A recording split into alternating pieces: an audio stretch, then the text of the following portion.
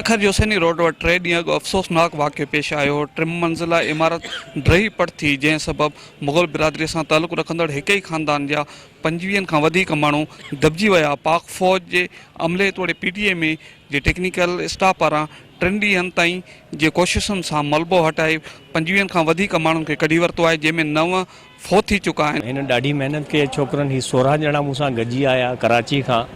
ॾींहुं राति महिनत कई आहे छोकिरनि, स्पेशली हिननि खे ॾाढी असां सभिनी ख़ुशी थी जॾहिं हिकिड़ी नंढड़ी छोकिरी जी जान बचाई हुई न।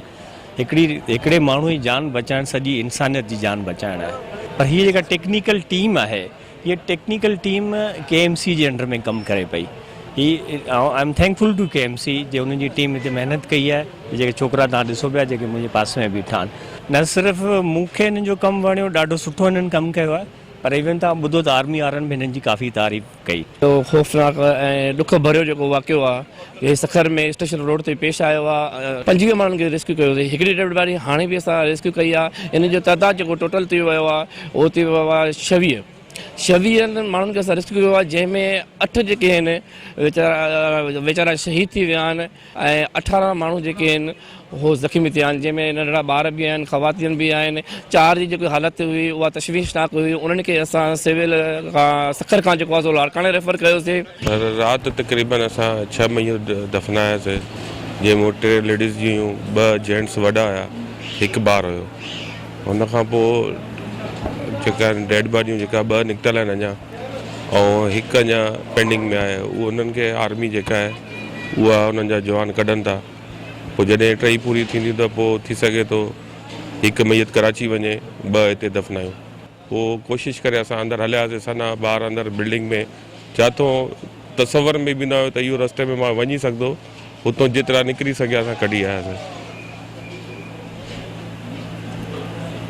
बाद में हिननि जी हैवी मशीनरीज़ ऐं स्टीमुनि सां काफ़ी मामलात कवर थींदा विया आहिनि। ऐं उन सीपेज जे करे नालियुनि जी सफ़ाई थींदी हुई उन महिल, ऐं हुनमें गंद कचिरो अक्सर हिते महीनो पूरो कोई सफ़ाई वारा जेका आहिनि हिते मुश्किल सां जेको आहे मिनतूं करे ईंदा हुया हिते। हुन नाले जी सीपेज जे करे उहो पिलर अंदरि डैमेज थियो आहे, कमज़ोर थियो आहे, जंहिंजे करे इहा बिल्डिंग के लॉस आयो। मेरी 2 बच्ची हैं यहाँ, 3 बच्ची हैं, 4 बच्ची हैं हमारी भी आई हुई है यहाँ पर, जिसमें से ये बड़ा है 2 की डेथ हो गई। बस अल्लाह को जो मंजूर हो, क्या कह सकते हैं। इतना नुकसान, माली नुकसान अलग हुआ, जानी नुकसान अलग हुआ। 20 अफराद का चले जाना बहुत बड़ी अहमियत है, जिसमें से 10 चले गए, 10 बच गए, वो भी ना होने के बराबर। और जो जानी माली नुकसान हुआ उसका अंदाज़ा ही नहीं है। इतने शहर में दिल में ये जगह है जिसका कोई हादसा ही नहीं। 3 फैमिलियों का रोजगार चला, 4 फैमिलियों का रोजगार चला गया, सरबराह चले गए इनके। बहुत ही रिश्तेदार थे यहाँ, जख्मी भी हुए। हालत 6:30 के करीब ही है, 6:15 6:30 के करीब ये बिल्डिंग गिरी है। बैंक को भी बड़ा नुकसान हुआ है, यहाँ पर भी बड़ा नुकसान हुआ है। अभी देखा ना, निकाल के जा रहे थे, अभी सारे निकाल के गए ईदी सेंटर गए सारे। ना सारे रिश्तेदार थे। अञा तक अनाउंसमेंट भी न थी है। बाक़ी वॾे में वॾो मसलो इहो आहे त हीअ जेकी डैमेज थियो आहे, कोलैप्स थी आहे, इहे हिकिड़ो दुख जहिड़ी ॻाल्हि त असां वटि हीअ सॼो तव्हां ॾिसो त घंटा करे सेवरेज सिस्टम जेको आहे सॼो ब्लॉक थींदो आहे। वॾे अफ़सोस, वॾी दुख जहिड़ी ॻाल्हि आहे का इहे सिंध गवर्नमेंट हिते फेल थी वई आहे। यकी हुननि खे इहो सोचणु खपे त इहे हिकिड़ी ज़िंदगी बि वॾी अहमियत हूंदी आहे। हिते 18 जेका आहिनि ज़ख़्मी आहिनि ऐं 9 जेका आहिनि उहे वीचारा शहीद थी विया आहिनि। मुंहिंजो तालुक़ बि बरादरी सां ई आहे, मां पाण जो रिश्तेदार आहियां। पर वॾे दुख जहिड़ी ॻाल्हि आहे, को अञा ताईं जेकी आहे न कराची खां को बि अनाउंसमेंट न आई आहे त को हिननि जे लाइ कंसेप्शन थी ॾिनो वञे या को हिननि खे मतिलबु रिलीफ मिले। अञा ताईं को रिलीफ जी अनाउंसमेंट ई कान्हे आई आहे।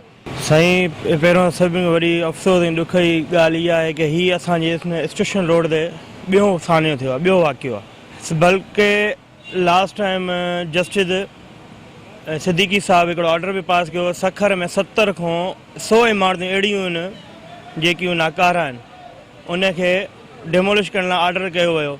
लेकिन हाउस बिल्डिंग, इहो सिंध कल्चरल बिल्डिंग अथॉरिटी हुजण जे बावजूदि उन ऑर्डर ते को अमल दरामद न कयो। अवां शहरनि तोड़े उनजे वारसनि जी ॻाल्हि ॿोल ॿुधी उनजो चवणु आहे त सिंध हुकूमत पारां हेॾे वॾे हादसे बावजूदि फ़ौतियुनि तोड़े ज़ख़्मियुनि जी माली इमदाद जो ऐलान नाहे कयो। हिननि सिंध हुकूमत खां मुतालबो कयो आहे त मुतासिर ख़ानदान जे लाइ इमदाद जो ऐलान कयो वञे। कैमरामैन रज़ाक सोलंकीअ सां गॾु अनस गांगरो, KTN न्यूज़ सखर।